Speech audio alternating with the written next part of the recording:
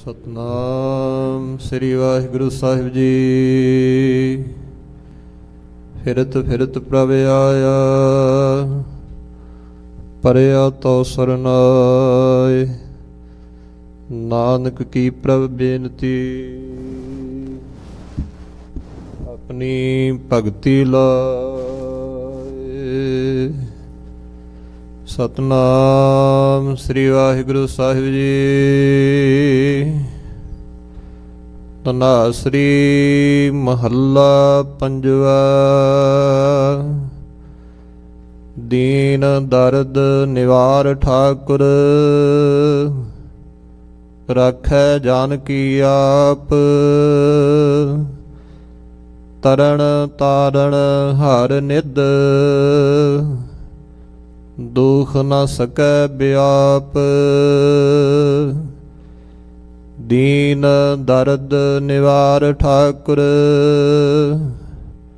राखै जानकी आप। तरन तारण हर निध, दुख न सकै व्याप। साधु संग भजो गोपाल, आन संजम किश ना सुझै।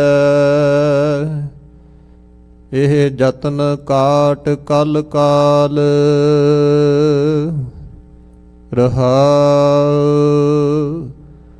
आद अंत दयाल पूरन,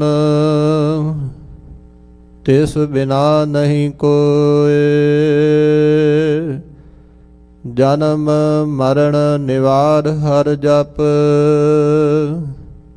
सिमर स्वामी सोय। वेद सिमरत कथा सासत, भगत करह विचार। मुक्त पाइयै साध संगत, बिनस जाए अंधार। चरण कमल आधार जन का, रास पूंजी एक। ताण मान दीवान साचा, नानक की प्रभ टेक। चरण कमल आधार जान का, रास पूंजी एक। ताण मान दीवान साचा, नानक की प्रभ टेक। वाहिगुरु जी का खालसा, वाहिगुरु जी की फतेह। धन धन साहिब श्री गुरु नानक देव जी महाराज। धन धन साहिब श्री गुरु गोबिंद सिंह साहिब जी महाराज। धन धन साहिब श्री गुरु ग्रंथ साहिब महाराज जी दी महान बख्शिश कृपालता दा सदका प्रबंधकां दे उद्यम द्वारा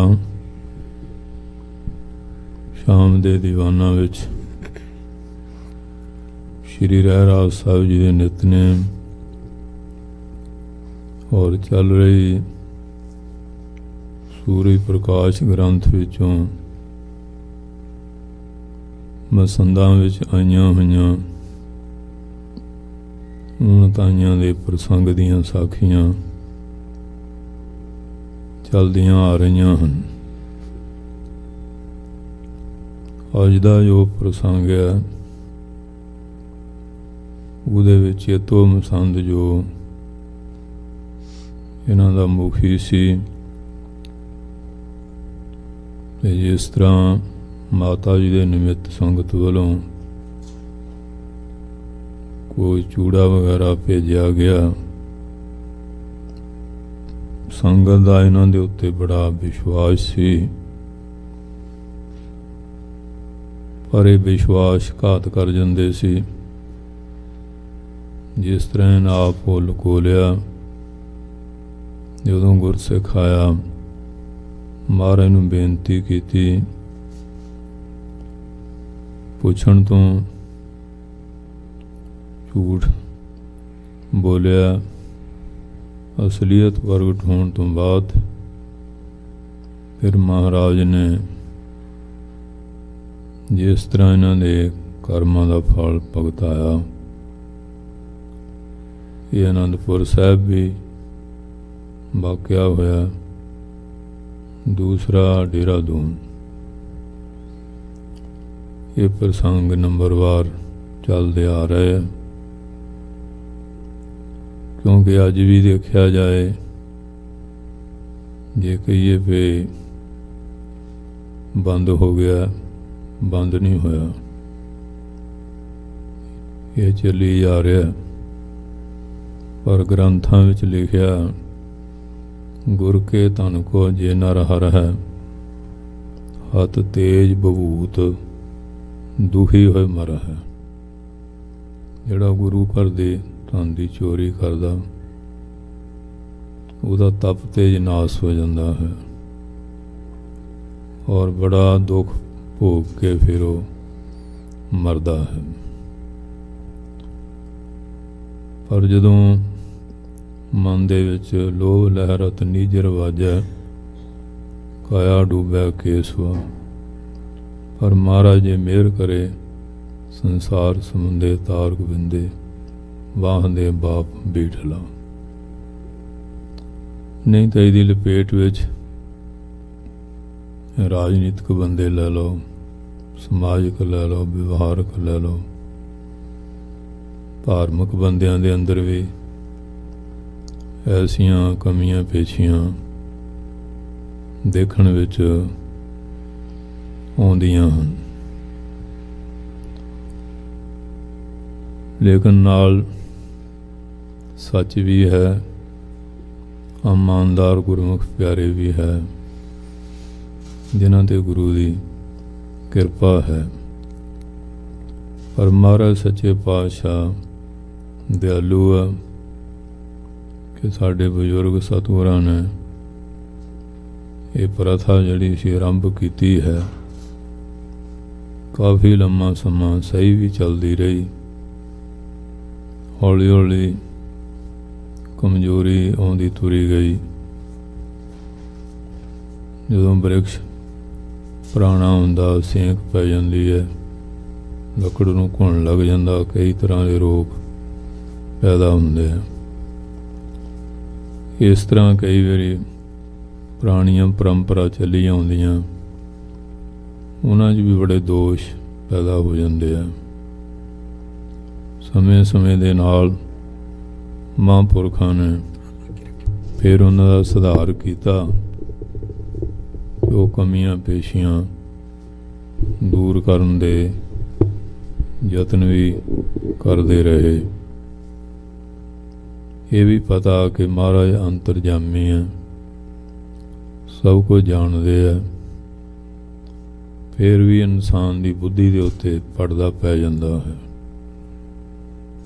ਉਹ ਰਾਜੇ ਨੇ ਵਜ਼ੀਰ ਨੂੰ ਪੁੱਛਿਆ ਸੀ ਕਿ ਪਾਪ ਦਾ ਬਾਪ ਕੌਣ ਹੈ, ਪਰ ਕੋਈ ਵਜ਼ੀਰ ਸਹੀ ਉੱਤਰ ਦੇ ਨਾ ਸਕਿਆ। ਉਹਨਾਂ ਦਾ ਵੀ ਹੁਣ ਭੋਜਨ ਪਾਣੀ ਦਾ ਮਸਲਾ ਸੀ। ਜਿਹੜਾ ਇਹਨਾਂ ਦਾ ਮੁਖੀ ਸੀ, ਢੂੰਡ ਭਾਲ ਕੀਤੀ, ਕਹਿਣ ਲੱਗਾ ਇੱਕ ਭੇਡਾਂ ਚਾਰਨ ਵਾਲਾ ਚਰਵਾਹਾ ਹੈ, ਗਡਰੀਆ ਹੈ, ਉਹ ਬੜਾ ਭਜਨੀਕ ਵੀ ਹੈ, ਸਿਆਣਾ ਵੀ ਹੈ, ਸਾਧੂਆਂ ਦਾ ਸਤਸੰਗੀ ਹੈ, ਉਹ ਤੁਹਾਨੂੰ ਉੱਤਰ ਦੇ ਸਕਦਾ ਹੈ। ਹੁਣ ਉਸ ਨੂੰ ਵਜ਼ੀਰੀ ਮਿਲੀ ਹੋਈ ਸੀ, ਨਹੀਂ ਉੱਤਰ ਦਿੰਦੇ, ਕੁਰਸੀ ਨੂੰ ਖਤਰਾ ਸੀ।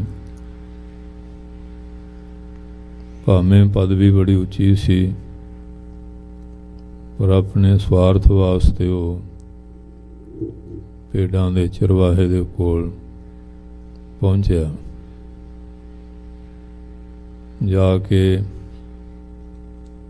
ਉਹਨੂੰ ਬੇਨਤੀ ਕੀਤੀ ਔਰ ਆਪਣਾ ਪ੍ਰਸ਼ਨ ਦੱਸਿਆ। ਇਹ ਨਹੀਂ ਜ਼ਾਹਰ ਕੀਤਾ ਕਿ ਮੈਂ ਵਜ਼ੀਰ ਹਾਂ। ਉਹ ਕਹਿਣ ਲੱਗਾ ਵੀ ਉੱਤਰ ਤਾਂ ਮੈਂ ਦੇ ਸਕਦਾ, ਪਰ ਤੈਨੂੰ ਭੇਡ ਦਾ ਦੁੱਧ ਪੀਣਾ ਪਏਗਾ। ਇਹ ਹੁਣ ਬ੍ਰਾਹਮਣ ਜਾਤੀ ਦਾ ਸੀ। ਕਹਿਣ ਲੱਗਾ ਇਹ ਤਾਂ ਗੱਲ ਮੁਸ਼ਕਿਲ ਹੈ, ਭੇਡ ਜਿਹੜੀ ਆ ਗੰਦ ਪਿੱਲ ਸਭ ਕੁਝ ਖਾ ਖੂ ਜਾਂਦੀ ਹੈ। ਮੁੜਿਆ ਫਿਰ ਕਹਿਣ ਲੱਗਾ ਚਲੋ ਕੋਈ ਗੱਲ ਨਹੀਂ, ਆਪਣੀ ਮਿਨਿਸਟਰੀ ਬਣੀ ਹੋਈ ਹੈ, ਇਹਦਾ ਆਪਾਂ ਪ੍ਰਾਸ਼ਚਿਤ ਕਰ ਲਾਂਗੇ। ਫਿਰ ਆ ਗਿਆ ਮਹਾਰਾਜ, ਲਿਆਓ ਭੇਡ ਦਾ ਦੁੱਧ ਪੀ ਲੈਣਾ, ਦੱਸੋ। ਉਹ ਕਹਿੰਦਾ ਵੀ ਉਹ ਤਾਂ ਗੱਲ ਉਦੋਂ ਹੀ ਸੀ, ਹੁਣ ਪਹਿਲਾਂ ਮੈਂ ਪੀਵਾਂਗਾ ਫਿਰ ਤੈਨੂੰ ਪੀਣਾ ਪਏਗਾ। ਕਹਿੰਦਾ ਵੀ ਇਹ ਵੀ ਗੱਲ ਬੜੀ ਮੁਸ਼ਕਿਲ ਹੈ। ਫਿਰ ਆ ਗਿਆ, ਫਿਰ ਆਇਆ ਚਲੋ ਇੱਕ ਦੂਜਾ ਪ੍ਰਾਸ਼ਚਿਤ ਫਿਰ ਕਰ ਲਵਾਂਗੇ। ਫਿਰ ਮੁੜਿਆ, ਮਾਰਾ ਲਿਆਓ, ਫਿਰ ਤੁਸੀਂ ਆਪਣਾ ਸੀਤ ਪ੍ਰਸ਼ਾਦ ਦੇ ਦਿਓ।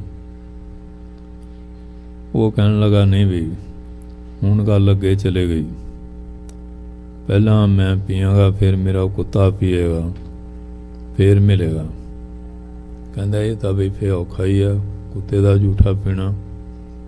ਫਿਰ ਆ ਗਿਆ, ਕਹਿਣ ਲੱਗਾ ਚਲੋ ਦੋ ਪ੍ਰਾਸ਼ਚਿਤ ਆ, ਤੀਜਾ ਹੋਰ ਕਰ ਲੈਂਦੇ ਹਾਂ।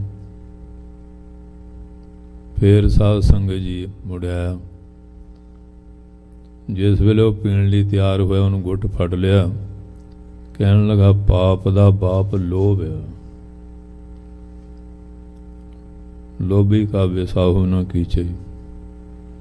ਲੋਭ ਦੇ ਅਧੀਨ ਹੋਇਆ ਬੰਦਾ ਆਪਣੀ ਪਦਵੀ ਨੂੰ ਬਰਕਰਾਰ ਰੱਖਣ ਲਈ ਕਿੰਨਾ ਨੀਚੇ ਗਿਰ ਜਾਂਦਾ ਹੈ। ਇਸ ਵਾਸਤੇ ਹੁਣ ਇਹਨਾਂ ਦੇ ਮਨ ਵਿੱਚ ਲੋਭ ਪੈਦਾ ਹੋ ਗਿਆ।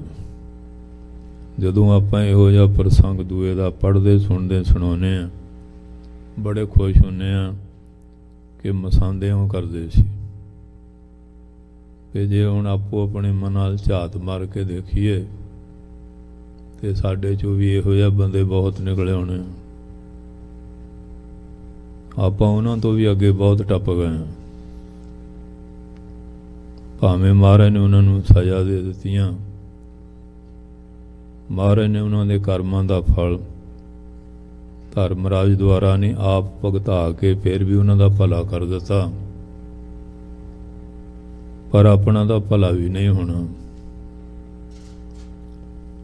ਅੱਜ ਹੁਣ ਬੜੇ ਬੜੇ ਸਥਾਨਾਂ ਦੇ ਉੱਤੇ ਜਾ ਕੇ ਦੇਖੋ, ਆ 400 ਸਾਲੇ 550 ਸਾਲੇ ਕਿਸੇ ਨੇ ਕਿਸੇ ਦਾ ਮੋਬਾਈਲ ਕੱਢ ਲਿਆ, ਬੈਗ ਚੁੱਕ ਲਿਆ, ਹੋਰ ਸਮਾਨ ਚੁੱਕ ਲਿਆ, ਹੇਰਾ ਫੇਰੀਆਂ ਛੱਡਦੇ ਆ ਕਿਤੇ। ਇਸੇ ਤਰ੍ਹਾਂ ਚੱਲ ਚਲਾ ਰਹੀਆਂ। ਪਰੰਤੂ ਇਤਿਹਾਸ ਸੁਣ ਕੇ ਇਹ ਨਹੀਂ ਕਿ ਪਸੰਦ ਕਰਦੇ ਸੀ, ਇਹ ਗੱਲ ਵਿਚਾਰਨੀ ਹੈ ਕਿ ਆਪਾਂ ਇਹ ਤਾਂ ਇਤਿਹਾਸ ਤੋਂ ਸਿੱਖਿਆ ਲੈ ਕੇ ਜੋ ਗੁਰਮਤਿ ਦਾ ਗਾਡੀ ਰਾਹ ਇਹਦੇ ਤੇ ਚੱਲੀਏ ਕਿ ਜੇ ਸਾਨੂੰ ਕਿਤੇ ਸੇਵਾ ਮਿਲੀ ਹੈ, ਚਾਹੇ ਸਮਾਜ ਵਿੱਚ ਮਿਲੀ ਹੈ, ਰਾਜਨੀਤੀ ਵਿੱਚ ਮਿਲੀ ਹੈ, ਧਰਮ ਖੇਤਰ 'ਚ ਮਿਲੀ ਹੈ, ਚੋਰੀ ਕਿਤੇ ਕੀਤੀ ਜਾਏ ਉਹ ਇੱਕੋ ਜਿਹਾ ਹੀ ਦੋਸ਼ ਹੈ। ਉਤੋਂ ਬਚਣ ਦੀ ਕੋਸ਼ਿਸ਼ ਕਰਨੀ ਹੈ, ਬਲਕਿ ਉਹ ਕਰਮ ਦਾ ਫਲ ਤਿਆਗਣਾ ਹੈ। ਨਹੀਂ ਤਾਂ ਵੇ ਪਾਪ ਕਰੇ ਪੰਚਾਂ ਕੇ ਬਸਰੇ, ਤੀਰਥ ਨਾਏ ਕਹਿ ਸਭ ਉਤਰੇ, ਬਹੁਰ ਕਮਾਏ ਹੋਏ ਨਿਸ਼ੰਕ, ਜਮਪੁਰ ਬਾਂਧ ਖਰੇ ਕਾਲੰਕ। ਜਮ ਦੀ ਪੁਰੀ 'ਚ ਫਿਰ ਉਹ ਕਲੰਕੀ ਬੰਦੇ ਮੁਸ਼ਕਾਂ ਬੰਨ੍ਹ ਕੇ ਧਰਮ ਰਾਜਾ ਦੇ ਕਟਹਿਰੇ ਵਿੱਚ ਖੜੇ ਕੀਤੇ ਜਾਂਦੇ ਆ। ਫਿਰ ਉੱਥੇ ਉਹਨਾਂ ਦਾ ਜਿਹੜਾ ਕਰਮਾਂ ਦਾ ਫਲ ਆ ਜਿਹੋ ਜਿਹਾ ਕਰਮ ਆ ਉਹਦਾ ਫਲ ਫੇ ਭੁਗਤਾਇਆ ਜਾਂਦਾ। ਸੋ ਇਸ ਕਰਕੇ ਸਮਾਂ ਬੀਤ ਜਾਂਦਾ, ਪੁਰਾਣੀਆਂ ਸਾਖੀਆਂ ਪੜ੍ਹਦੇ ਸੁਣਦੇ ਹਾਂ, ਅਤੇ ਜਿਲੇ ਝਾਤ ਮਾਰੀਏ ਅੱਜ ਦੇ ਸਮਾਜ ਵਿੱਚ ਵੀ ਐਸੀਆਂ ਬੁਰਾਈਆਂ ਬਹੁਤ ਆ ਚੁੱਕੀਆਂ, ਬੜਾ ਨਿਘਾਰ ਆ ਚੁੱਕਿਆ ਹੈ।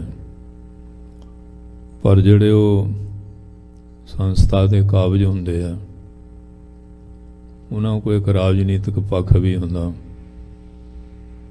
ਜਿਹਦੇ ਕਾਰਨ ਉਹ ਫਿਰ ਆਪਣੇ ਬਲ ਦੇ ਨਾਲ ਦਬਾ ਜਾਂਦੇ ਆ। ਜੇ ਕੋਈ ਸੱਚ ਦੀ ਆਵਾਜ਼ ਉਠਾਉਂਦਾ, ਉਹਨੂੰ ਉਹ ਰਾਜਸੀ ਵੱਲ ਨਾ ਦਬਾ ਕੇ ਆਪਣੇ ਕਰਮਾਂ 'ਤੇ ਪਰਦਾ ਪਾ ਕੇ ਬਹੁਤ ਕੁਛ ਕਰ ਕਰਾ ਰਹੇ ਹੈ। ਗੁਰੂ ਮਹਾਰਾਜ ਵੇਲੇ ਵੀ ਐਸੀ ਹਾਲਤ ਸੀ, ਕਾਜੀ ਹੋਏ ਰਿਸ਼ਵਤੀ, ਥੋੜ੍ਹਾ ਕੁਝ ਕਰਦੇ ਸੀ। ਉਹ ਜਿਸ ਤਰ੍ਹਾਂ ਇਸ ਪ੍ਰਸੰਗ ਆਉਂਦੇ ਆ ਕਿ ਤੇਲੀ ਦੇ ਬਲਦ ਨੇ ਕਿਸੇ ਜੱਟ ਜ਼ਿਮੀਂਦਾਰ ਦੇ ਬਲਦ ਆਪਣੇ ਕਾਜੀ ਦੇ ਬਲਦ ਨੂੰ ਮਾਰਿਆ। ਉਹ ਵਿਚਾਰਾ ਗਰੀਬ ਸੀ, ਕਾਜੀ ਨਿਆਂਕਾਰੀ ਹੁੰਦੇ ਸੀ। ਮਹਾਰਾਜ ਜੇ ਕੋਈ ਬਲਦ ਨੂੰ ਮਾਰੇ, ਇਹਦਾ ਕੀ ਦੋਸ਼, ਕੀ ਡੰਡ ਆ? ਕਹਿੰਦੇ ਡੰਡ ਕਾਹਦਾ, ਜੋ ਪਸ਼ੂ ਆ ਉਹਨੂੰ ਕਿਹੜਾ ਕਿਸੇ ਨੇ ਸਿਖਾਇਆ ਹੁੰਦਾ। ਚਲੇ ਗਿਆ, ਇੰਨੇ ਨੂੰ ਆ ਗਿਆ ਕਾਜੀ ਦਾ ਪੁੱਤ, ਕਹਿੰਦਾ ਅੱਬਾ ਜਾਨ, ਸਾਡੇ ਬਲਦ ਨੂੰ ਤੇਲੀ ਬਲਦ ਨੇ ਸਿੰਘ ਮਾਰੇ ਆ, ਜੇ ਉਹ ਮਰ ਜਾਂਦਾ। ਕਹਿੰਦੇ ਅੱਛਾ, ਉਹ ਤਾਂ ਹੁਣੇ ਆਇਆ ਸੀ, ਬੁਲਾਓ। ਬੁਲਾ ਲਿਆ। ਕਹਿੰਦੇ ਲੈ ਵੀ ਮੈਂ ਕਾਨੂੰਨ ਦੀ ਲਾਲ ਕਿਤਾਬ ਨਹੀਂ ਦੇਖੀ। ਉਹ ਪੱਤਰੇ ਚਾਦਰ ਫਰੋਲੇ, ਕਹਿੰਦਾ ਲਾਲ ਕਿਤਾਬ ਆਖੇ ਇਉਂ, ਤੇਲੀ ਬਲਦ ਪੜਾਇਆ ਕਿਉਂ, ਖਲ ਖਲਾਏ ਕੀਆ ਮਿਸ਼ਟੰਡ, बैल का बैल 30 रुपए ਡੰਡ। ਇਸ ਤਰ੍ਹਾਂ ਇਹ ਰਾਜਨੀਤਿਕ ਸਮਾਜ ਵਿੱਚ ਵੀ ਇੱਥੇ ਦਾ ਕੁਝ ਫਰਕ ਹੋਏਗਾ। ਤੇ ਸਾਡੇ ਦੇਸ਼ ਵਿੱਚ ਤਾਂ ਉੱਥੇ ਇੰਨਾ ਇਹ ਕੰਮ ਚੱਲਿਆ ਹੋਇਆ, ਹਰ ਪਾਸੇ ਹੇਰਾ ਫੇਰੀ ਦਾ ਬੋਲਵਾਲਾ ਹੈ। ਤੇ ਗੁਰੂ ਮਹਾਰਾਜ ਜੀ ਸਮਤ ਬਖਸ਼ਿਸ਼ ਕਰੇ ਕਿ ਜਿਹੜੇ ਪਾਸੇ ਸਾਡਾ ਸਮਾਜ ਚੱਲ ਰਿਹਾ ਹੈ, ਸੋ ਇਸ ਵਾਸਤੇ ਇਹ ਜਿਹੜਾ ਇਤਿਹਾਸ ਇਹ ਨਹੀਂ ਕਿ ਉਹ ਮਸੰਦਾਂ ਵੱਲ ਇਸ਼ਾਰਾ ਕਰ ਰਿਹਾ, ਕਿ ਆਪਾਂ ਇਸ ਗੱਲ ਦੀ ਵਿਚਾਰ ਕਰਨੀ ਹੈ ਕਿ ਉਹ ਮਸੰਦਾਂ ਵਾਲੇ ਔਗਣ ਜਿਹੜੇ ਸਾਡੇ ਅੱਜ ਧਰਮ ਦੇ ਠੇਕੇਦਾਰ ਆ, ਉਹਨਾਂ ਵਿੱਚ ਤਾਂ ਨਹੀਂ ਆ ਚੁੱਕੇ। ਜੇ ਆ ਗਏ ਆ ਤੇ ਕਈ ਵਾਰੀ ਮੋਰਚੇ ਲੱਗੇ ਆ ਕਿ ਅਦਾਸੀ ਸਾਧੂ ਸੀਗੇ ਕਰਨ ਲੱਗ ਪਏ ਵੀ ਆਪਾਂ ਜੇ ਹੁਣ ਇਹਨਾਂ ਸਥਾਨਾਂ ਦੇ ਉੱਤੇ ਕਾਬਜ ਹਾਂ ਵੀ ਅਸੀਂ ਵੀ ਉਹੋ ਹੀ ਕੁਝ ਕਰ ਰਹੇ ਹਾਂ। ਅੱਗੇ ਇੱਕ ਨਰੈਣ ਦਾਸ ਸੀ, ਹੁਣ ਤਾਂ ਨਰੈਣ ਦਾਸਾਂ ਦਾ ਅੰਤ ਹੀ ਕੋਈ ਨਹੀਂ, ਕਿੰਨੇ ਕੀ ਕੁਝ ਹੋ ਰਿਹਾ। ਸੋ ਇਸ ਵਾਸਤੇ ਇਹ ਇਤਿਹਾਸ ਜਾਂ ਮਹਾਂਪੁਰਖਾਂ ਦੇ ਜਿਹੜੇ ਬਚਨ ਆ, ਉਹ ਮਹਾਂਪੁਰਖਾਂ ਦਾ ਬੋਲਣਾ ਹੋਵੇ ਕਿਤੇ ਪਰਥਾਏ।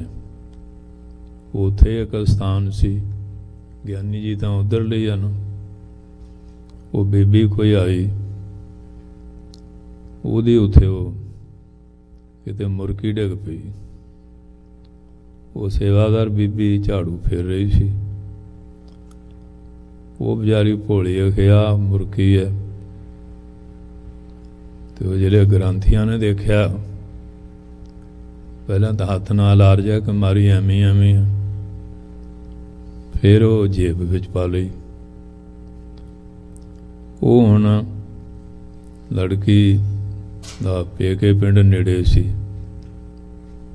ਉਹ ਹੈਗੀ ਸੀ ਸੱਸ ਵੱਲੋਂ ਚੜ੍ਹੀ ਹੋਈ, ਜਦੋਂ ਪੇਕੇ ਆਉਂਦੀ ਹੁੰਦੀ ਸਰਸਰਾ ਜਾਣਾ ਸੀ, ਤੇ ਸੱਪ ਨੂੰ ਇੱਕ ਸੱਸਾ ਤੇ ਸੱਸ ਨੂੰ ਸੁੱਖ ਨਾਲ ਦੋ ਸੱਸੇ ਲੱਗਦੇ ਆ, ਡਬਲ ਜ਼ਹਿਰ ਹੁੰਦੀ ਹੈ ਨਾ। ਉਹਨੂੰ ਇਹ ਵੀ ਮੈਨੂੰ ਤਾਂ ਨਹੀਂ ਵੜਨ ਨਹੀਂ ਦੇਣਾ। ਉੱਥੇ ਕਿਹਾ ਤੇ ਉਹ ਗਿਆਨੀ ਜੀ ਤਾਬਿਆ ਚੌਰ ਕਰਦੇ ਸੀ, ਕੋਈ ਵੀ ਉਹਨਾਂ ਨੇ। ਤੇ ਜਿਹੜੇ ਅਨਾਊਂਸਮੈਂਟ ਕਰ ਰਿਹਾ ਵੀ ਭਾਈ ਜੀ ਨੂੰ ਉਹ ਮੁਰਕੀ ਸ਼ੁਰਕੀ ਮਿਲੀ ਹੈ, ਉਹ ਦੇ ਦਿਓ। ਉਹ ਗੱਲ ਇਹ ਹੋਈ ਵੀ ਜਿਵੇਂ ਉਹ ਜੱਟ ਦੀ ਕਹੀ ਗੁਆਚ ਗਈ। ਉਹ ਕਹਿੰਦੇ ਕਹੀ ਉਹ ਭਰਾਈ ਨੇ ਡੋਂਡੀ ਪਿੱਟੀ, ਕਹੀ ਮਿਲੀ ਨਾ। ਕਹਿੰਦੇ ਵੀ ਭਰਾਈ ਦਾ ਘਰੇ ਹੀ ਦੇਖ ਲਓ, ਕਿਤੇ ਇਹੀ ਨਾ ਲੁਕੋਈ ਬੈਠਾ ਹੋਵੇ। ਉਹ ਡੋਂਡੀ ਪਿੱਟਣ ਵਾਲਾ ਜਿਹੜਾ ਉਹਦੇ ਘਰੋਂ ਹੀ ਮਿਲ ਗਈ। ਉਹ ਫਿਰ ਗਿਆਨੀ ਜੀ ਆ ਗਏ ਤੇ ਮੈਂ ਕਿਹਾ ਸੱਚ ਦੱਸੋ, ਝੂਠ ਨਾ ਬੋਲਿਓ। ਨਹੀਂ ਜੀ, ਇਹ ਤਾਂ ਨਿਸ਼ਾਨ ਸਾਹਿਬ ਥੱਲੇ ਸਹੁੰ ਖਾਧੀ। ਮੈਂ ਕਿਹਾ ਇਹ ਸਹੁੰ ਨੂੰ ਕੀ ਮੰਨਦੇ ਆ, ਇਹਦਾ ਬਹੁਤ ਗਾਂ ਨਿਕਲ ਗਿਆ। ਉਹ ਚਿੱਚੜ ਜਿਹੜਾ ਹਰ ਵੇਲੇ ਗਾਂ ਦੇ ਲਿਵਾਸ ਨਾ ਹੁੰਦਾ, ਖੂਨ ਨਹੀਂ ਪੀਂਦਾ, ਉਹ ਦੁੱਧ ਥੋੜ੍ਹੀ ਜਾਣਦਾ। ਤੇ ਡੱਡੂ ਹਰ ਵੇਲੇ ਕਬਲ ਨਾ ਹੁੰਦਾ, ਇਹ ਮਨ ਮੀੜ ਕੋ ਕਬਲ ਕੀ ਸਾਰ ਨਹੀਂ ਮੂਲ। ਉਹ ਹਾਲ ਹੈ। ਉਹ ਸਾਧ ਸੰਗਤ ਜੀ ਮੰਨੇ ਨਾ ਤੇ ਸਵੇਰੇ ਹੀ ਆ ਗਿਆ। ਆਖਿਆ ਜੀ ਆਹ ਹੈਗੀ ਹੈ। ਮੈਂ ਕੱਲ੍ਹ ਪੁੱਛਿਆ ਸੀ ਤੇ ਤੂੰ ਹੁਣ। ਫਿਰ ਉਹ ਸਿੰਘ ਨੂੰ ਬੁਲਾਇਆ ਵੀ ਭਾਈ ਚੀਜ਼ ਹੈਗੀ ਹੈ। ਅਖੀਰ ਫਿਰ ਉਹ ਕਿਤੇ ਇੰਸਪੈਕਟਰ ਆਏ ਸੀ, ਮਾੜੀ ਮੋਟੀ ਲਿਖਤ ਪੜ੍ਹਤ ਕਰਨੀ ਸੀ। ਹੈਗੇ ਤਾਂ ਹੁਣ ਸਾਰੇ ਚੋਰਨ ਟੋਲਾ ਇੱਕੋ ਹੀ ਬੋਲਾ। ਹੁਣ ਦੇਖਿਆ ਵੀ ਹੁਣ ਡਿਸਮਿਸ ਨਾ ਹੋ ਜਾਈਏ। ਹੁਣ ਫਿਰ ਮੈਂਬਰ ਸਾਹਿਬ ਨਾਲ ਗਿਟਮਿਟ ਕਰ ਲਈ ਤੇ ਮੈਂਬਰ ਕਹਿਣ ਲੱਗਾ ਵੀ ਤੂੰ ਆਪਣੀ ਪੂਰੀ ਤਨਖਾਹ ਦੇ ਦੇਈਂ, ਫਿਰ ਪੋਚਾ ਫੇਰ ਦਿਆਂਗੇ। ਇਸ ਤਰ੍ਹਾਂ ਹੋ ਗਿਆ। ਤੇ ਜੇ ਕਹੀਏ ਵੀ ਅੱਜ ਨਹੀਂ, ਇਹ ਅੱਜ ਵੀ ਬਹੁਤ ਕੁਝ ਹੋ ਰਿਹਾ। ਇਸ ਵਾਸਤੇ ਆਪਾਂ ਸਾਖੀ ਸੁਣ ਲੈਂਦੇ ਹਾਂ, ਬੜਾ ਖੁਸ਼ ਹੁੰਦੇ, ਲੈ ਵੀ ਉਹ ਐਂ ਕਰਦੇ ਸੀ, ਐਂ ਹੋਇਆ। ਪਰ ਇਹ ਹੈ, ਇਹ ਸਾਖੀਆਂ ਸੁਣ ਕੇ ਦੇਖਣਾ ਕਿ ਸਾਡੇ ਵਿੱਚ ਐਸੇ ਦੋਸ਼ ਤਾਂ ਨਹੀਂ। ਜੇ ਕਮਜ਼ੋਰੀ ਹੈਗੀ ਹੈ, ਸੰਗਤ ਦਾ ਆਸਰਾ ਲਓ, ਨਾਮ ਬਾਣੀ ਦਾ, ਗੁਰੂ ਮਹਾਰਾਜ ਦਾ ਉਹਦੇ ਅੱਗੇ ਬੇਨਤੀ ਕਰੋ, ਮਹਾਰਾਜ ਕਲਯੁਗੀ ਜੀਵ ਹਾਂ, ਪੈਰ ਪੈਰ ਤੇ ਭੁੱਲਾਂ ਕਰਦੇ ਹਾਂ, ਬਖਸ਼ ਦਿਓ। ਇਸ ਵਾਸਤੇ ਫਿਰ ਤਾਂ ਕੋਈ ਸੰਸਥਾ ਲੈ ਲਓ, ਕੋਈ ਕੌਮ ਲੈ ਲਓ, ਉਹਦਾ ਸੁਧਾਰ ਹੋ ਜਾਂਦਾ। ਤੇ ਜੇ ਇੱਥੇ ਪੜ੍ਹ ਸੁਣ ਲਿਆ, ਲੈ ਵੀ ਚੇਤੋ ਕਰਦਾ ਸੀ ਉਹ ਨਾ ਇਉਂ ਹੋ ਗਿਆ, ਤੇ ਆਪਾਂ ਚੇਤੋਂ ਤੋਂ ਵੀ 10 ਕਦਮ ਗਾਂਹ ਜਾਂਦੇ ਹਾਂ। ਫਿਰ ਉਹ ਇਤਿਹਾਸ ਸੁਣ ਕੇ ਬਹੁਤਾ ਲਾਭ ਹੋਣ ਵਾਲਾ ਨਹੀਂ। ਅੱਜ ਹੁਣ 550 ਸਾਲ ਤੋਂ 2 ਸਾਲ ਉੱਤੇ ਹੋ ਗਿਆ ਮਹਾਰਾਜ ਨੂੰ ਅਵਤਾਰ ਧਾਰਿਆ। ਵੈਸੇ ਤਾਂ ਉਹ ਸਦਾ ਹੀ ਹੈ, ਇਹ ਤਾਂ ਜਦੋਂ ਸਰਗੁਣ ਸਰੂਪ ਧਾਰ ਕੇ ਆਏ ਸੀ। ਆਪਾਂ ਆਪਣੇ ਵਾਲਾ ਝਾਤ ਮਾਰੀਏ, ਸਾਡੀ ਕੌਮ ਕਿੱਥੇ ਕੁ ਖੜੀ ਹੈ। ਹਾਲੇ ਰੋਮਾਂ ਦੀ ਬੇਅਦਬੀ ਨਹੀਂ ਛੱਡ ਸਕੇ, ਨਸ਼ੇ ਅਸੀਂ ਨਹੀਂ ਛੱਡੇ, ਠੱਗੀਆਂ ਠੋਰੀਆਂ ਹੇਰਾ ਫੇਰੀਆਂ ਅਸੀਂ ਨਹੀਂ ਛੱਡੀਆਂ, ਲੱਖ ਚੋਰੀਆਂ ਲੱਖ ਜਾਰੀਆਂ, ਲੱਖ ਕੂੜੀਆਂ ਲੱਖ ਗਾਲ, ਲੱਖ ਠੱਗੀਆਂ ਪੈਨਾਮੀਆਂ, ਰਾਤ ਦਿਨ ਸ ਜੀ ਨਾਲ।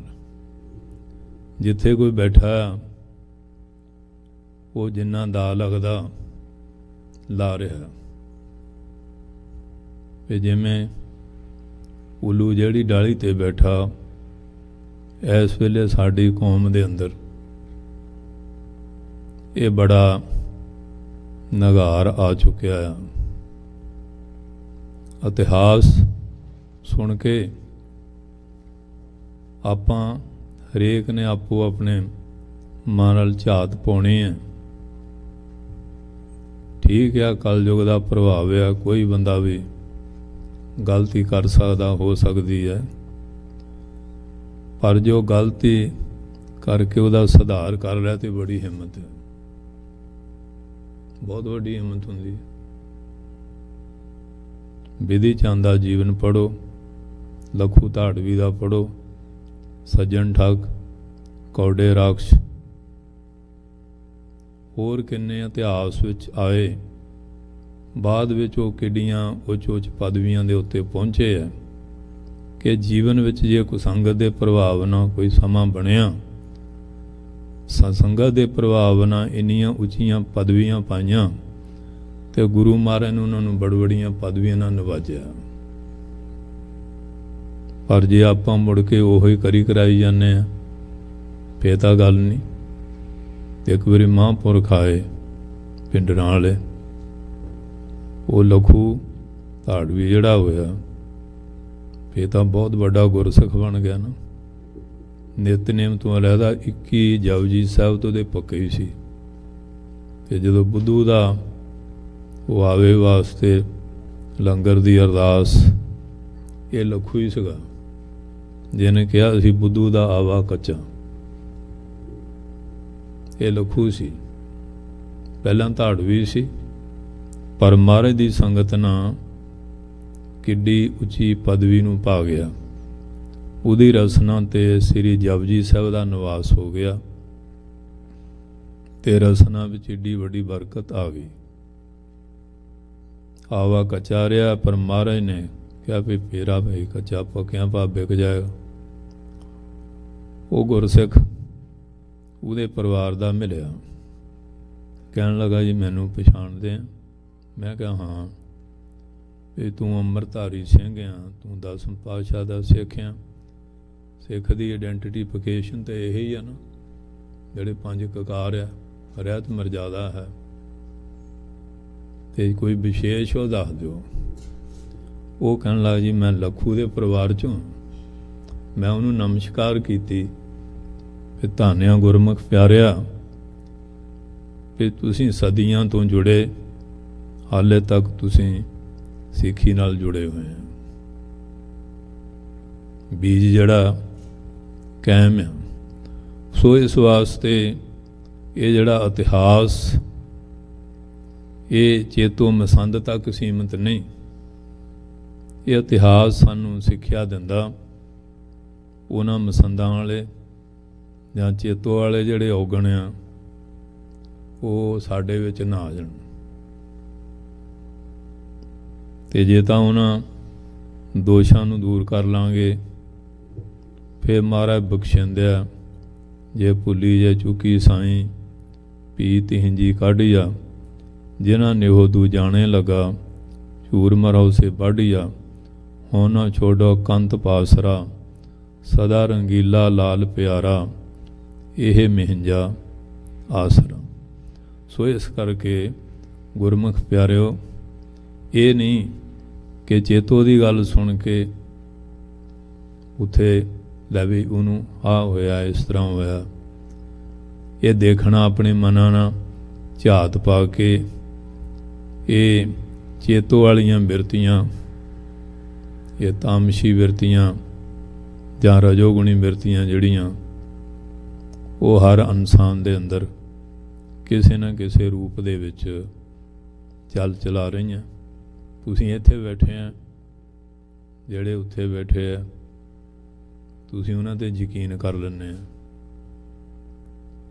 उन्हां नूं तुसीं अपना मुख्तियारनामा दिया है।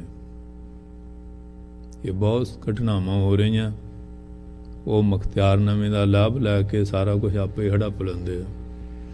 ते की फिर आपां चेतो तो घट आ। तुसीं तां प्रदेश च आ गए, फिर मेरा भरा भैन उत्थे बैठा होया, आ पिछे गए वो एक नगर है, वो कोठी च रिश्तेदारां नूं बहा लिया। वो बेचारे गए, हॉर्न दिता, वो नहीं गेट ही ना खोलिया। वो बड़ा खड़काया, हद हो गई है। तो जिले वो गेट भनिया, बुनी पुलिस बुला लई। ये तो जी साडे ते ਅੱਤਵਾਦੀ ਲੈ ਕੇ ਆ ਗਏ। ਉਹ ਬਲੈਚੋਂ ਗਏ ਕੋਠੀ ਵਾਲਾ, ਉਹਨਾਂ ਨੂੰ ਉੱਥੇ ਬਹਾ ਲਿਆ, ਫਿਰ ਰਿਸ਼ਤੇਦਾਰ ਆ ਤੇ ਕੋਠੀ ਤੇ ਕਬਜ਼ਾ ਕਰ ਲਿਆ, ਤੇ ਜਿਹੜਾ ਇੱਧਰੋਂ ਵਿਚਾਰਾ ਗਿਆ ਉਹਨੂੰ ਅੱਤਵਾਦੀ ਬਣਾਤਾ।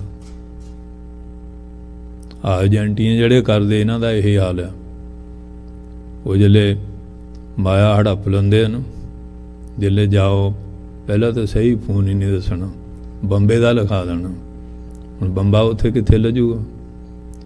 ਤੇ ਜੇ ਚਲੇ ਗਏ ਫੇਰ ਕਰ ਦੇਣ ਜੀ ਅੱਤਵਾਦੀ ਆ ਗਏ। ਇਹ ਚੇਤੋ ਦੇ ਘੱਟ ਆ। ਚੇਤੋ ਦਾ ਬਹੁਤ ਪੈਦਾ ਹੋ ਚੁੱਕੇ ਆ। ਕੌੜੇ ਰਾਖਸ਼ਾਂ ਦਾ ਕੋਈ ਅੰਤ ਨਹੀਂ, ਕਿੰਨੇ ਕਿ ਇਸ ਵੇਲੇ ਸੱਜਣ ਠਾ ਗਿਆ। ਉਹ ਤਾਂ ਮੈਂ ਕਹਿੰਦਾ ਧੰਨ ਆ ਜਿਹੜੇ ਮਹਾਰਾਜ ਦੇ ਟਾਈਮ ਚਾਹੇ ਤਾਂ ਸੁਧਰ ਗਏ, ਤੇ ਜੇ ਮਹਾਰਾਜ ਨੇ ਉਹਨਾਂ ਨੂੰ ਸਜ਼ਾਵਾਂ ਦਿੱਤੀਆਂ ਫਿਰ ਵੀ ਮਹਾਰਾਜ ਨੇ ਉਹਨਾਂ ਦਾ ਭਲਾ ਕਰ ਦਿੱਤਾ। ਉਹਨਾਂ ਨੂੰ ਜੰਮ ਦੇ ਕਟਹਿਰੇ 'ਚ ਨਹੀਂ ਭੇਜਿਆ, ਉਹਨਾਂ ਦੇ ਕਰਮ ਦਾ ਫਲ ਹੱਥੀਂ ਭੁਗਤਾ ਕੇ ਫਿਰ ਵੀ ਮਹਾਰਾਜ ਨੇ ਜਿਹੜੇ ਗੁਰੂ ਮਹਾਰਾਜ ਦੇ ਹੱਥੋਂ ਸਜ਼ਾ ਭੋਗੀਆਂ ਉਹ ਮੁਕਤ ਹੋ ਜਾਂਦੇ। ਸੋ ਇਸ ਕਰਕੇ ਗੁਰਮੁਖ ਪਿਆਰਿਓ, ਆ ਹੁਣ ਉੱਥੇ ਇੱਕ ਗ੍ਰੰਥੀ ਸਿੰਘ ਹੈ, ਉਹ ਬੱਚਿਆਂ ਨੂੰ ਅੱਜ ਕੱਲ੍ਹ ਆ ਉਹ 62 ਲੱਖ ਰੁਪਏ ਅਮਰੀਕਾ ਦਾ, 20 ਲੱਖ ਪਹਿਲਾਂ ਫੀਸ ਲਈ ਹੈ, ਹੁਣ ਬਸ ਐਵੇਂ ਕੰਨੀ ਕਤਰਾਈ ਜਾਂਦਾ। ਇਹ ਚੇਤੋ ਤੋਂ ਘੱਟ ਤੇ ਨਹੀਂ। ਆ ਤੁਹਾਡੇ ਕਈ ਬੈਠੇ ਆ, ਕਈਆਂ ਨੇ ਉਹ ਹੁੰਦੀ ਹੋਣੀ ਆ ਜਿਹੜੇ ਇੱਥੇ ਆਉਂਦੇ ਆ ਏਜੰਟ ਜਿਹੜੇ ਆ, ਕਿਸ ਤਰ੍ਹਾਂ ਠੱਗੀਆਂ ਠੋਰੀਆਂ ਕਰਾ ਰਹੇ ਹੈ।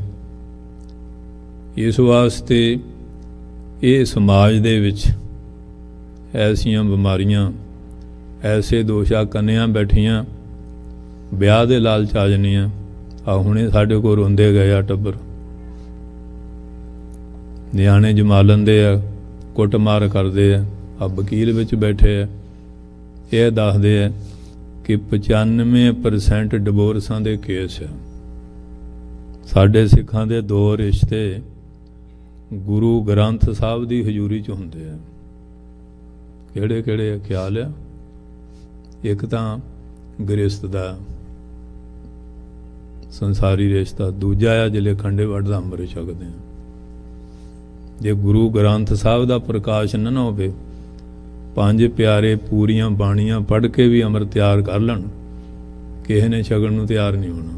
ਵੀ ਮਹਾਰਾਜ ਹਨੀ ਵਿੱਚ, ਕਿਉਂਕਿ ਮਹਾਰਾਜ ਦੀ ਹਾਜ਼ਰੀ ਵਿੱਚ 5 ਪਿਆਰੇ ਵਿਧੀ ਨਾ ਕਰਨਗੇ ਫੇਰ ਇਹ ਅੰਮ੍ਰਿਤ ਨੂੰ ਪ੍ਰਵਾਨਗੀ ਮਿਲਣੀ ਹੈ। ਗੁਰੂ ਤੋਂ ਬਿਨਾਂ ਗੱਲ ਨਹੀਂ ਨਾ ਬਣਨੀ। ਸਤਿਗੁਰ ਬਾਝੋਂ ਸੰਗਤ ਨਾ ਹੋਈ, ਨਗੁਰੇ ਕਾ ਹੈ ਨਾਮ ਬੁਰਾ। ਇਸ ਵਾਸਤੇ ਗੁਰਮੁਖ ਪਿਆਰਿਓ, ਅੱਜ ਦੇਖ ਲਓ ਇਹਨਾਂ ਰਿਸ਼ਤਿਆਂ ਵਿੱਚ ਕਿੰਨੀ ਤਰੇੜ ਆਈ ਹੋਈ ਹੈ। ਉਹ ਲੜਕੀਆਂ ਧੱਕੇ ਖਾਂਦੀਆਂ ਫਿਰਦੀਆਂ, ਉਹ ਸ਼ਰਾਬਾਂ ਡੱਫਦੇ ਫਿਰਦੇ ਆ, ਚਿੱਟੇ ਫੱਕਦੇ ਫਿਰਦੇ, ਧੂਏ ਲੈਂਦੇ ਫਿਰਦੇ ਆ। ਇਹ ਚੇਤੋਂ ਨੂੰ ਘੱਟ ਆ, ਇਹ ਤਾਂ ਉਹਨਾਂ ਨੂੰ ਬਹੁਤ ਅੱਗੇ ਨਿਕਲ ਗਿਆ। ਅੱਗੇ ਸਿੰਘ ਦਾ ਇਤਿਹਾਸ ਪੜ੍ਹੋ ਕਿ ਬਾਬਾ ਦੀਪ ਸਿੰਘ, ਬਾਬਾ ਗੁਰਬਖਸ਼ ਸਿੰਘ ਜਾਂ ਹੋਰ ਮਹਾਂਪੁਰਖ 60-60 ਹਜ਼ਾਰ ਲੜਕੀਆਂ ਉਹਨਾਂ ਨੂੰ ਛਡਾ ਕੇ ਘਰੋਂ ਘਰ ਇੱਜ਼ਤ ਨਾਲ ਵਸਾਉਂਦੇ ਸੀ। ਅੱਜ ਦਾ ਸਿੱਖ ਗੁਰੂ ਗ੍ਰੰਥ ਸਾਹਿਬ ਦੇ ਹਜ਼ੂਰੀ ਆਨੰਦ ਕਾਰਜ ਕਰਕੇ ਆਪਣੀ ਜਨਾਨੀ ਨੂੰ ਵਸਾਉਣ ਜੋਗਾ ਨਹੀਂ। ਹਾਲਾਂਕਿ ਬਰਾਬਰ ਉਹ ਕੰਮ ਕਰ ਰਹੀਆਂ, ਬਰਾਬਰ ਕੰਮ ਕਰ ਰਹੀਆਂ ਨਾ ਦੇਸਾਂ ਵਿੱਚ। ਇਹ ਦੱਸੋ ਇਹਨਾਂ ਮਸੰਦਾਂ ਨੂੰ ਘਟਿਆ? ਇਹ ਬਾਣੀ ਦਾ ਇਤਿਹਾਸ ਸੁਣ ਕੇ ਦੇਖਣਾ ਕਿਹੜੇ ਕਿਹੜੇ ਪਾਸੇ ਸਾਡੇ ਇਹ ਕਮਜ਼ੋਰੀਆਂ ਆ ਚੁੱਕੀਆਂ, ਜਿਹੜੀਆਂ ਸਾਨੂੰ ਸਿੱਖ ਕੌਮ ਦੀ ਆਨ ਸ਼ਾਨ ਨੂੰ ਖਤਮ ਕਰ ਰਹੀਆਂ, ਸਾਡੇ ਜੀਵਨ ਨੂੰ ਤਬਾਹ ਕਰ ਰਹੀਆਂ। ਇਹ ਇਤਿਹਾਸ ਸੁਣਨ ਦਾ, ਪੜ੍ਹਨ ਦਾ, ਵਿਚਾਰਨ ਦਾ ਪ੍ਰਯੋਜਨ ਇਹ ਹੈ ਕਿ ਉਸ ਇਤਿਹਾਸ ਤੋਂ ਸਿੱਖਿਆ ਲੈ ਕੇ ਆਪਾਂ ਆਪਣੇ ਅੰਦਰ ਜਿਹੜੀਆਂ ਕੌਮੀ ਤੌਰ 'ਤੇ ਜਾਂ ਪਰਸਨਲ ਤੌਰ 'ਤੇ, ਸੰਸਥਾਵਾਂ ਦੇ ਤੌਰ 'ਤੇ ਕਮਜ਼ੋਰੀਆਂ ਆਈਆਂ, ਉਹਨਾਂ ਨੂੰ ਦੂਰ ਕਰੀਏ। और इस करके धार्मिक तौर पर लै लो, समाजिक व्यवहारक तौर पर लै लो, असीं तां रोज़ विचरदे हैं, साडे नाल बाह पैंदा हर पक्ष दा। ये तां बेनती करते हैं। सो आओ सच्चे पातशाह किरपा करन। चित चाहुंदा हुंदा कि नरोल गुरबाणी की व्याख्या करिए, पर जदों बाग लाया जाता तो जे उत्ते उत्ते दवाई छिड़की जाइए ना, बूटे फिर भी सुक जाते हैं, क्योंकि जड़ां विच सेंक पई हुंदी है। तो जिन्ना चਿਰ जड़ की सेंक निवृत्त नहीं करते, उपर जिन्ना मर्जी स्प्रे करी जाए वो गल बननी नहीं। इस वास्ते अज साडे समाज का तंद नहीं टुटा, ताणियां टुट चुकियां। ये निगार जड़े है ये दूर करन वास्ते कुछ वचन जड़े है करने पैंदे है। इहदा मतलब ये नहीं कि तुहानूं कोसिया जा रहा, इहदा मतलब ये है कि आपां इन्हां बुराइयां नूं छड्डांगे, साडी खालसे पंथ दी चढ़दी कला होएगी। क्योंकि खालसा खास कहावै सोई, जां के हिरदे भरम न होई। भरम भेदते रहे न्यारा, सो खालस सतगुरु हमारा। ये भरम भेद है। हुण एक औरत नूं छड्डता, दूजा ब्याह कर लिया है तो वह भी पंजां तत्तां दी पुतली है, तो वह जिहड़ी हुण लिया वह भी यही कुछ है, एक भरम भूत बड़िया होया इंसान दे अंदर। पर सतसंगियो अज ये जिहड़ियां कमजोरियां हैगियां, फिर संस्था चले जाओ, अपनी चौधर वास्ते वो जुदी संस्था थाप लैंदा। संस्था दे भी किन्ने किन्ने टुकड़े हो चुके हैं जथेबंदियां दे अंदर। पर महाराज ने एक खालसा बनाया सी, इक्का बाणी एक गुर, इक्को शब्द विचार। वो धारा मूल नाल असीं टुट चुके हैं। महाराज का सिद्धांत है एको जप एको सा लाहे। वो जिहड़ी विचार सी वो तो बड़ा दूर जा चुके हैं। आपो अपनियां मर्यादा थापियां होइयां, आपो अपने ढंग दे नाल ये जी मर्यादा है।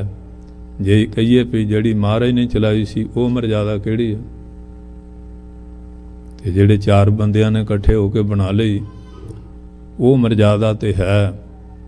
तो इन्ने साल पहला जदों ये संस्थावां कायम नहीं सी होईयां, उदों महाराज ने कोई मर्यादा बनाई सी, वो किहड़ी सी?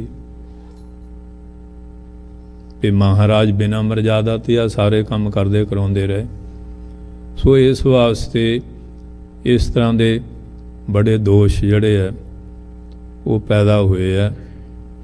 अज वो प्रसंग कुदरती इस संबंध में चलन करके बेनती की है कि ये जड़े इस तरह के दोष पैदा हुए है, इन्हों आपां निवृत्त तां कर सकते हैं कला कला बंदा अपने मन अंदर झात पावे कि मेरे विच ऐसा दोष तो नहीं। आपां दूए वाल उंगल करते हैं, ऐं करांगे ना। आ 3 उंगलां आ गई कि नहीं अपने वाल, कहते तू ही देख ला। आ दूए नूं कह रहा, अपने वाल नहीं देख रहा कि मेरे अंदर कैसा है, वो फलाना ये कर रहा। तो जे आपां आपो अपना सुधार करना शुरू कर दईए फिर तो सारियां दा ही सुधार हो जाएगा। अज साडी कौम विच तां ये ज़्यादा ही इस तरह का वातावरण जिहड़ा बनया होया है। सो सतगुर सच्चे पातशाह किरपा करन। जिहड़ा इतिहास सुनते हैं वो सुन के उन्होंने मनना भी है, उहदा अमल भी करना, उहदे अनुकूल जीवन बनाना है। फिर साडी कथा सुनी जिहड़ी है वो लाभदाई होएगी। नहीं तो फिर बाणी वाली गल है ना, वो संतां दी कथा सुन रोज़ जांदा सी। एक दिन बीमार हो गया, मुंडे नूं कहंदा भी नागा ना पवे, अज तू जाए।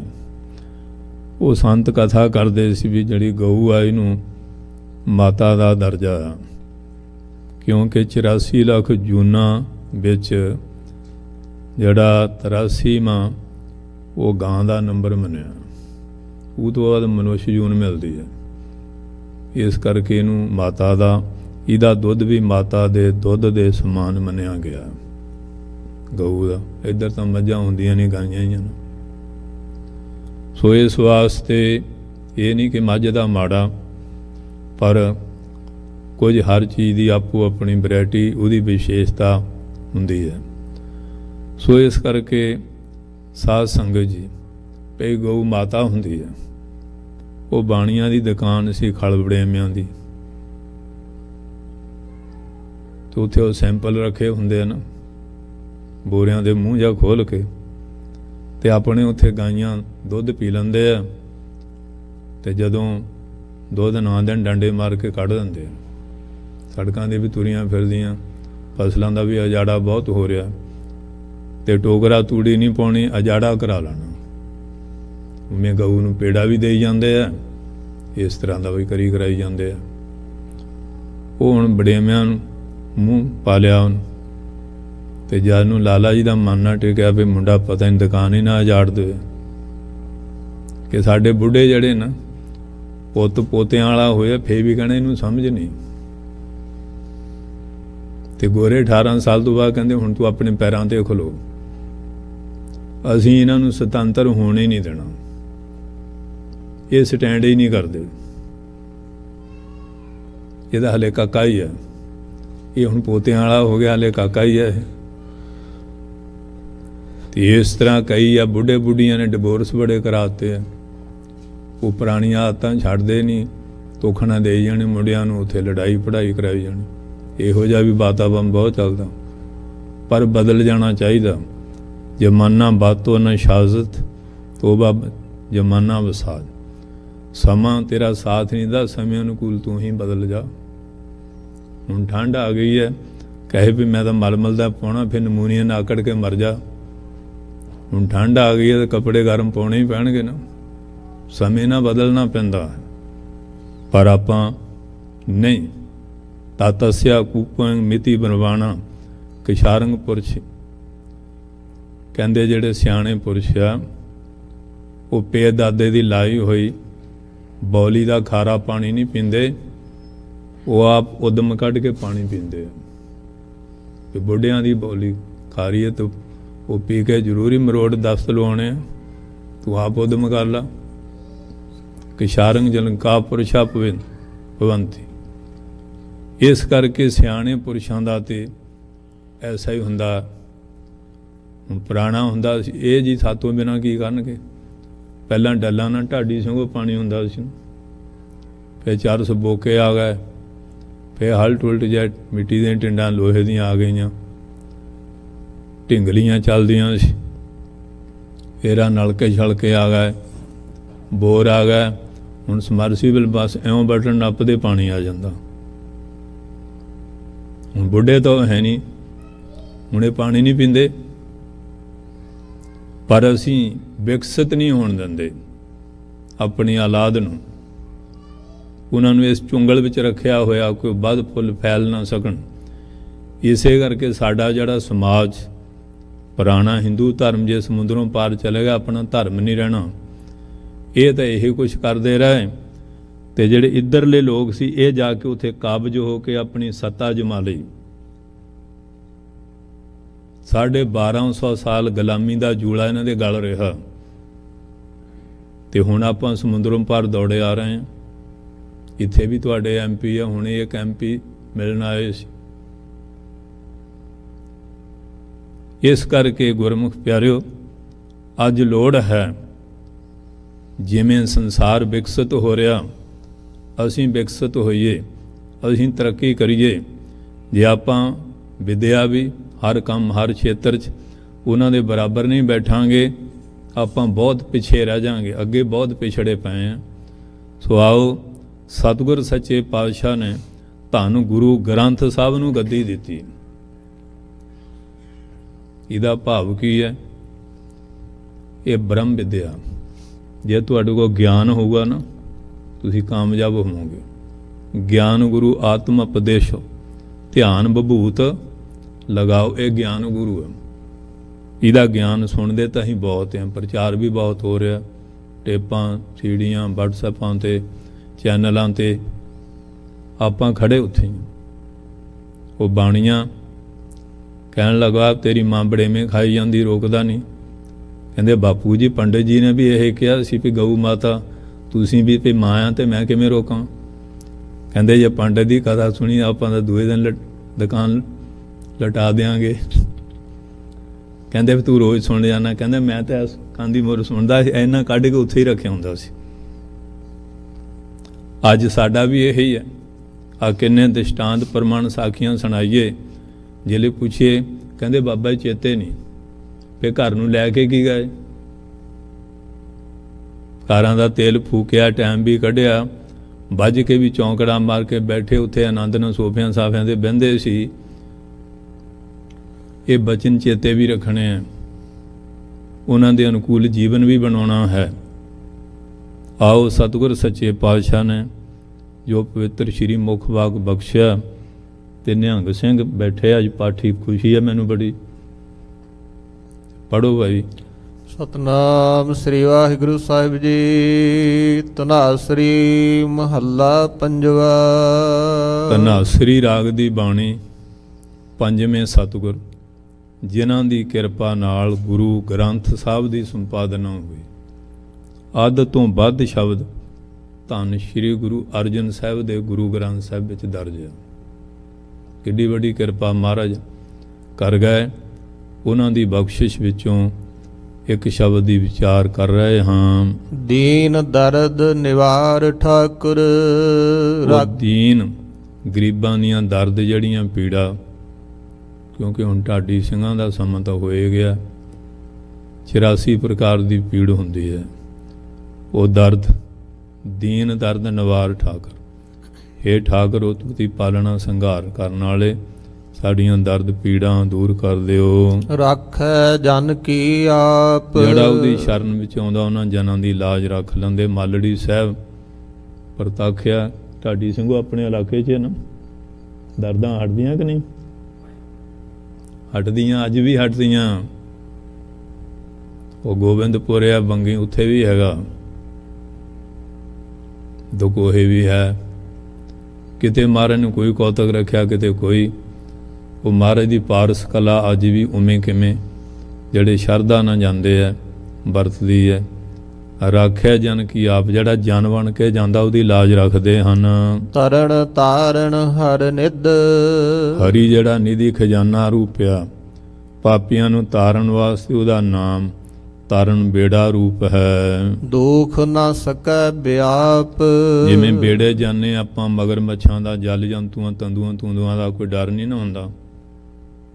ਸਮੁੰਦਰ ਸੌਖੇ ਲੰਘ ਜਾਈਦਾ ਨਾ। ਇਸੇ ਤਰ੍ਹਾਂ ਜਿਹੜਾ ਨਾਮ ਰੂਪੀ ਬੇੜੇ ਦਾ ਸਹਾਰਾ ਲੈਂਦਾ, ਉਹਨੂੰ ਕਿਸ ਤਰ੍ਹਾਂ ਦਾ ਕਾਮ ਕ੍ਰੋਧ ਰੂਪੀ ਮਗਰ ਮੱਛਾਂ ਦਾ, ਤੰਦੂਆਂ ਦਾ ਡਰ ਨਹੀਂ ਹੁੰਦਾ ਹੈ। ਇਹ ਦੁੱਖ ਨਹੀਂ ਵਿਆਪਦੇ ਹਨ। ਸਾਧੂ ਸੰਗ ਭਜੋ ਗੋਪਾਲ। ਸਾਧੂਆਂ ਦੀ ਸੰਗਤ ਕਰਕੇ ਗੋ ਪਿਰਥਵੀ ਦਾ ਪਾਲ ਪਾਲਕ ਜਿਹੜਾ, ਉਹਦੇ ਨਾਂ ਦਾ ਭਜਨ ਕਰੋ। ਹੁਣ ਡਾਕਟਰ ਕੋਲ ਜਾਵਾਂਗੇ, ਉਹ ਡਾਕਟਰੀ ਗੱਲ, ਇੰਜੀਨੀਅਰ ਇੰਜੀਨੀਅਰੀ ਦੀ, ਸਾਇੰਸਿਸਟ ਸਾਇੰਸ ਦੀ ਕਰੇਗਾ, ਲੀਡਰ ਲੀਡੇ ਦੀ, ਵਪਾਰੀ ਵਪਾਰੀ ਦੀ। ਤੇ ਨਾਮ ਦੀ ਗੱਲ ਕਿੱਥੋਂ? ਸੰਤਨ ਤੈ ਸੁਨੀਅਤ ਪ੍ਰਭ ਕੀ ਬਾਤ। ਇਹ ਪ੍ਰਭੂ ਦੇ ਸੰਬੰਧੀ ਗੱਲ ਤਾਂ ਸੰਤਾਂ ਤੋਂ ਹੀ ਸੁਣੀ ਜਾਏਗੀ ਨਾ, ਜਿਹੜੇ ਵਿਦਵਾਨ ਮਹਾਂਪੁਰਖ ਕਮਾਈ ਵਾਲੇ। ਇਸ ਵਾਸਤੇ ਸਾਧੂ ਸੰਗ, ਉਹਨਾਂ ਦੀ ਸੰਗਤ ਕਰਕੇ ਗੋਪਾਲ ਦੇ ਨਾਮ ਦਾ ਭਜਨ ਕਰੋ। ਆਨ ਸੰਜਮ ਕਿਛ ਨਾ ਸੁਝੈ। ਹੋਰ ਜਿਹੜੇ ਸੰਜਮ ਉਹ ਸਾਨੂੰ ਨਜ਼ਰ ਨਹੀਂ ਆਉਂਦੇ ਹਨ। ਇਹ ਜਤਨ ਕਾਟ ਕਲ ਕਾਲ। ਇਹ ਨਾਮ ਜਪਣ ਰੂਪੀ ਜਿਹੜਾ ਜਤਨ ਕਲਯੁਗ ਦੀ ਕਾਲਖ ਪਾਪਾਂ ਦੀ ਮੈਲ ਨੂੰ ਕੱਟਣ ਵਾਸਤੇ ਸਮਰੱਥ ਹੈ। ਰਹਾਉ। ਵਿਸਰਾਮ ਦੇ ਕੇ ਪਾਤਸ਼ਾਹ ਜੀ ਕਿਰਪਾ ਕਰਦੇ ਹਨ। ਆਦ ਅੰਤ ਦਇਆਲ ਪੂਰਨ। ਉਹ ਨਿਰੰਕਾਰ ਆਦ ਮਦ ਅੰਤ, ਪੂਰਨ ਵੀ ਹੈ ਤੇ ਦਿਆਲੂ ਵੀ ਹੈ। ਤਿਸ ਬਿਨਾ ਨਹੀਂ ਕੋਈ। ਉਸ ਤੋਂ ਬਿਨਾ ਜੀਵ ਦੀ ਰੱਖਿਆ ਕਰਨ ਵਾਲਾ ਹੋਰ ਕੋਈ ਵੀ ਸਮਰੱਥ ਨਹੀਂ। ਲਾਰੇ ਲੱਪੇ ਭਾਵੇਂ ਕੋਈ ਕਿੰਨੇ ਲਾਏ, ਸਮਰੱਥ ਉਹ ਹੀ ਹੈ। ਜਨਮ ਮਰਨ ਨਿਵਾਰ ਹਰ ਜਪ। ਹਰੀ ਦਾ ਜਪ ਕਰਕੇ ਉਹਦੀ ਅਸ਼ੀਰਵਾਦ ਲੈ ਕੇ ਜੰਮਣ ਮਰਨ ਦਾ ਜਿਹੜਾ ਦੁੱਖ ਉਹਨੂੰ ਨਿਵਾਰ ਨਿਵਰਤ ਕਰ ਲੈਣਾ ਕਰ। ਸਿਮਰ ਸੁਆਮੀ ਸੋਏ। ਸੁਆਮੀ ਜਿਹੜਾ ਸਾਰਿਆਂ ਦਾ ਨਾਥ ਮਾਲਕ ਆ, ਉਹਦੇ ਨਾਂ ਦਾ ਸਿਮਰਨ ਕਰ। ਸੁਆਮੀ ਅੱਜ ਵੀ ਬਹੁਤ ਆ, ਪਰ ਇਹਨਾਂ ਸੁਆਮੀਆਂ ਨੂੰ ਪੁੱਛ ਲਿਓ, ਤੁਹਾਨੂੰ ਬਲੱਡ ਪ੍ਰੈਸ਼ਰ ਹੈਗਾ, ਬਵਾਸੀਰ, ਸ਼ੂਗਰ ਹੈ, ਆਮ ਨਾਮ ਸੰਸਕ੍ਰਿਤ ਹੁੰਦਾ ਰੋਗ ਦਾ, ਸੋ ਵਿਸ਼ੇਸ਼ ਕਰਕੇ ਜਿਹਨੂੰ ਕੋਈ ਮਨ ਬਣੇ ਸਰੀਰ ਕਰਕੇ ਬਿਮਾਰੀ ਨਾ ਹੋਵੇ, ਉਹਦਾ ਨਾਂ ਸੁਆਮੀ ਹੈ। ਤੇ ਜੇ ਉਹਨੂੰ ਬਵਾਸੀਰ ਹੈ, ਹਾਰਟ ਦੀ ਬਿਮਾਰੀ ਹੈ, ਕੋਈ ਹੋਰ ਰੋਗ ਹੈ, ਕੈਂਸਰ ਹੈ, ਫਿਰ ਉਹ ਸੁਆਮੀ ਕੌਣ ਦਾ ਹੱਕਦਾਰ ਆ? ਸੁਆਮੀ ਕੌਣ? ਧੰਨ ਗੁਰੂ ਨਾਨਕ 10ਵੇਂ ਪਾਤਸ਼ਾਹ। ਹਉਮੈ ਰੋਗ ਮਨ ਔਖਾ ਦੀਨਾ, ਕਾਮ ਰੋਗ ਮੈਗਲ ਵਸ ਲੀਨਾ, ਦ੍ਰਿਸ਼ਟ ਰੋਗ ਪਚ ਮੋਏ ਪਤੰਗਾ, ਨਾਦ ਰੋਗ ਖਪ ਗਏ ਕਰੰਗਾ, ਜੋ ਜੋ ਦੀਸੈ ਸੋ ਸੋ ਰੋਗੀ। ਰੋਗ ਰਹਿਤ ਮੇਰਾ ਸਤਿਗੁਰ ਜੋਗੀ। ਕਦੀ ਸੁਣਿਆ ਵੀ ਬਾਬੇ ਨਾਨਕ ਨੂੰ ਬਲੱਡ ਪ੍ਰੈਸ਼ਰ ਹੋਇਆ ਸੀ ਜਾਂ ਸ਼ੂਗਰ ਸੀ? ਉਹਨਾਂ ਦੇ ਦਰਸ਼ਨ ਕਰਨਾ ਬਿਮਾਰੀਆਂ ਹਟ ਜਾਂਦੀਆਂ, ਕੋੜੀਆਂ ਦੇ ਕੋੜ ਹਟ ਜਾਂਦੇ ਸੀ। ਉਹ ਤਾਂ ਹੋਏ ਸੁਆਮੀ। ਤੇ ਸੁਆਮੀ ਕਹਾ ਲੈਣਾ ਬੜਾ ਸੌਖਾ, ਪਰ ਸੁਆਮੀ ਬਣਨਾ ਬਹੁਤ ਔਖਾ ਹੈ। ਵੇਦ ਸਿਮਰਤ ਕਥਾ ਸਾਸਤ, ਚਾਰੇ ਵੇਦ 6 ਸ਼ਾਸਤਰ 18 ਪੁਰਾਣ 27 ਸਿਮਰਤੀਆਂ ਬਹੁਤ ਕੁਝ ਕਹਿੰਦੀਆਂ ਹਨ। ਭਗਤ ਕਰਹਿ ਵਿਚਾਰ, ਭਗਤ ਵੀ ਇਸ ਗੱਲ ਦੀ ਵਿਚਾਰ ਕਰਦੇ ਹਨ। ਮੁਕਤ ਪਾਈਐ ਸਾਧ ਸੰਗਤ, ਸਾਰਿਆਂ ਨੇ ਇਹ ਗੱਲ ਸਹਿਮਤ ਹੋ ਕੇ ਕਹੀ ਹੈ, ਮਹਾਂਪੁਰਖਾਂ ਦੀ ਸੰਗਤ ਕਰਕੇ, ਬਚਨਾਂ ਦੇ ਉੱਤੇ ਅਮਲ ਕਰਕੇ ਮੁਕਤੀ ਪ੍ਰਾਪਤ ਹੁੰਦੀ ਹੈ। ਬਿਨਸ ਜਾਏ ਅੰਧਾਰ, ਕਦੋਂ? ਜਦੋਂ ਗਿਆਨ ਦਾ ਪ੍ਰਕਾਸ਼ ਹੋ ਕੇ ਹਿਰਦੇ ਚੋਂ ਅਗਿਆਨਤਾ ਦਾ ਹਨੇਰਾ ਦੂਰ ਹੋਵੇ, ਫਿਰ ਮੁਕਤੀ ਪ੍ਰਾਪਤ ਹੁੰਦੀ ਹੈ। ਚਰਨ ਕਮਲ ਆਧਾਰ ਜਨ ਕਾ, ਜਿਹੜੇ ਜਾਣਿਆ ਉਹਨਾਂ ਨੂੰ ਆਪਣੇ ਗੁਰੂ ਮਹਾਰਾਜ ਦੇ ਚਰਨ ਕਮਲਾਂ ਦਾ ਆਧਾਰ ਆਸਰਾ ਹੁੰਦਾ ਹੈ। ਰਾਸ ਪੂੰਜੀ ਏਕ, ਉਹਨਾਂ ਦੀ ਰਾਸ ਪੂੰਜੀ ਮੂੜੀ ਸਾਰਾ ਕੁਝ ਪਰਮੇਸ਼ਰ ਦਾ ਨਾਮ, ਗੁਰੂ ਦੀ ਭਗਤੀ ਹੀ ਹੈ। ਤਾਣ ਮਾਣ ਦੀਵਾਨ ਸੱਚ, ਸਰੀਰ ਕਰਕੇ ਬਲ, ਜਿਹੜਾ ਮਨ ਕਰਕੇ ਬੁੱਧੀ ਕਰਕੇ, ਉਹ ਸੱਚੇ ਦੇ ਨਾਮ ਭਰੋਸੇ ਦਾ ਹੀ ਉਹਨਾਂ 'ਚ ਬਲ ਹੈ। ਨਾਨਕ ਕੀ ਪ੍ਰਭ ਟੇਕ, ਧੰਨ ਗੁਰੂ ਨਾਨਕ ਸਾਹਿਬ ਦੀ ਬਾਣੀ ਦਾ ਸਿਧਾਂਤ ਦੱਸਦੇ ਹੋਏ ਧੰਨ ਗੁਰੂ ਅਰਜਨ ਸਾਹਿਬ ਕਹਿੰਦੇ, ਸਾਨੂੰ ਤਾਂ ਉਹਨਾਂ ਦਾ ਟੇਕ ਭਰੋਸਾ ਹੈ। ਤੇ ਜਿਲੇ ਪਿਰਥੀ ਚੰਦ ਚੰਦੂ ਨੇ ਕੀਤਾ ਤੇ ਸੰਗਤ ਨੇ ਮਾਰਾ, ਆਪਾਂ ਵੀ ਕੋਈ ਨਾ ਕੋਈ ਸਾਧਨ ਕਰੀਏ। ਪ੍ਰਾਥਮਿਕ ਮਤਾ ਜੇ ਪ੍ਰਤੀ ਚਲਾਓ, ਦੂਤੀਆ ਮਤਾ ਦੁਇ ਮਨੁੱਖ ਪਹਿਚਾਵੋ, ਤ੍ਰੀਤੀਆ ਮਤਾ ਕਿਛ ਕਰੋ ਅਪਾਇਆ। ਤੇ ਮਹਾਰਾਜ ਨੇ ਕੀ ਕਿਹਾ ਸੀ? ਮੈਂ ਸਭ ਕਿਛ ਛਾੜ ਪ੍ਰਭ ਤੁਮਹਿ ਧਿਆਇਆ। ਇਸ ਕਰਕੇ ਕਹਿੰਦੇ ਸਾਨੂੰ ਤਾਂ ਉਹਦੇ ਟੇਕ। ਔਰੰਗਜ਼ੇਬ ਨੂੰ ਜਫਰਨਾਮੇ ਕਹਿ, ਤੈਨੂੰ ਫੌਜਾਂ ਦਾ, ਕਿਲਿਆਂ ਦਾ, ਕੋਛਾਂ ਦਾ, ਹਥਿਆਰਾਂ ਦਾ ਮਾਣਿਆ, ਜੱਜ ਦਾ ਅਕਾਲ। ਕਹਿੰਦੇ ਮੈਨੂੰ ਆਪਣੇ ਅਕਾਲ ਦਾ। ਸ੍ਰੀ ਅਸਤੋਜਾ ਭੈ ਦਿਆਲਾ, ਪੂਰਨ ਕਰਾ ਗ੍ਰੰਥ ਤਤਕਾਲਾ। ਹੁਣ ਸਤਸੰਗੀਓ, ਢਾਡੀ ਸਿੰਘਾਂ ਦਾ ਸਮਾਂ, ਗੁਰੂ ਮਹਾਰਾਜ ਕਿਰਪਾ ਕਰਨ। ਆਈ ਸੰਗਤ ਨੂੰ ਜੀ ਆਇਆਂ। ਆਪ ਜੀ ਦਾ ਬਹੁਤ ਬਹੁਤ ਧੰਨਵਾਦ। ਗੁਰੂ ਮਹਾਰਾਜ ਮਿਹਰ ਕਰਨ, ਸਭ ਨੂੰ ਨਾਮਦਾਨ ਸਿੱਖੀ ਦਾਨ ਭਰੋਸਾ, ਤੰਦਰੁਸਤੀ ਬਖਸ਼ਿਸ਼ ਕਰਨ। ਗ੍ਰੰਥੀ ਸਿੰਘ, ਢਾਡੀ ਸਿੰਘ, ਰਾਗੀ ਸਿੰਘ, ਲੰਗਰ ਦੇ ਸੇਵਾਦਾਰ ਔਰ ਪ੍ਰਬੰਧਕ, ਸਾਰਿਆਂ ਦਾ ਧੰਨਵਾਦ। ਮਹਾਰਾਜ ਕਿਰਪਾ ਕਰਨ। ਖਾਲਸਾ ਪੰਥ ਵਿੱਚ ਏਕਤਾ, ਇਤਫਾਕ, ਪਿਆਰ, ਚੜ੍ਹਦੀ ਕਲਾ ਬਖਸ਼ਿਸ਼ ਕਰਨ। ਪੰਗਤੀਆਂ ਪੜ੍ਹ ਦਿਓ ਫੇਰ। ਚਰਨ ਕਮਲ ਆਧਾਰ ਜਨ ਕਾ, ਰਾਸ ਪੂੰਜੀ ਏਕ, ਤਾਣ ਮਾਣ ਦੀ ਬਾਣ ਸੱਚ, ਨਾਨਕ ਕੀ ਪ੍ਰਭ ਟੇਕ। ਆਓ ਹੁਣ ਪਿਆਰ ਨਾਲ ਢਾਡੀ ਸਿੰਘਾਂ ਤੋਂ ਬਚਨ ਵਿਲਾਸ ਢਾਡੀ 12 ਸਰਵਣ ਕਰੀਏ। ਇਹ ਵੀਰ ਰਸੀ ਹੈ ਜਿਹਦੇ ਨਾਲ ਸੂਤੀ ਆਤਮਾ ਜਾਗਦੀ ਹੈ, ਸ਼ਸਤਰ ਅਸਤਰ ਦਾ ਪਿਆਰ ਪੈਦਾ ਹੁੰਦਾ। ਵਾਹਿਗੁਰੂ ਜੀ ਕਾ ਖਾਲਸਾ, ਵਾਹਿਗੁਰੂ ਜੀ ਕੀ ਫਤਿਹ।